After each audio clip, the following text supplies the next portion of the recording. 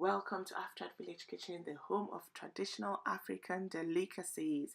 And I also make some traditional African inspired products like my spice blend, some shito, so many other products, and I have a recipe book as well.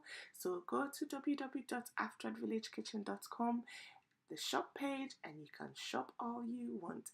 Also follow me on Instagram because I do hold some live cooking sessions where you can learn how to make these traditional foods. I give you the tips and the techniques. So do join in on my live cooking sessions on Instagram, and don't forget to subscribe on my YouTube channel. So today I'm going to show you how to make some tatale the quick, easy way. The ingredients you will need is some ripe plantain. Overripe plantain is very good for this recipe, so don't throw away your ripe plantains. Some chili flakes, my 7-spice blend, which has so many lovely spices we use traditionally in tatale. Some salt, some ginger, onion, and coconut oil to fry instead of the usual palm nut oil that we use.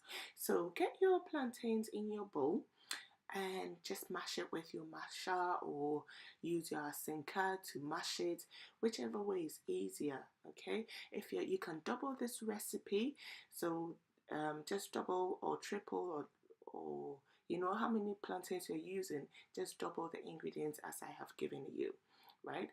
And mash it well, then add in your spices, that's the chili flakes, the 7-spice blend, and some salt, and your ginger blend and onion blend.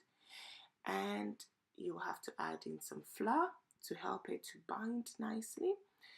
Mix it all up, and that's how easy it is. Yes, so easy, so easy. Within minutes you are done.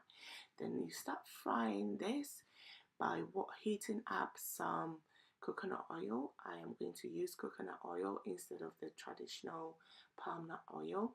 I think coconut oil is much healthier. So use coconut oil, and you just need only a tiny weeny bit. So a tablespoon, just about a tablespoon would do. Melt it and add in your tatale paste, a spoonful at a time. Put it on a medium heat and let it gently cook so that it cooks through without burning. Press it out so that the oil, you squeeze out most of the oil and it's not all soggy. And that's it basically. Your tatale is ready within minutes. Within less than 10-15 minutes, your tatale will be ready to enjoy with some bean stew, some rice, anything that you want. And it's so yummy. Do try it out and let me know. Bye bye.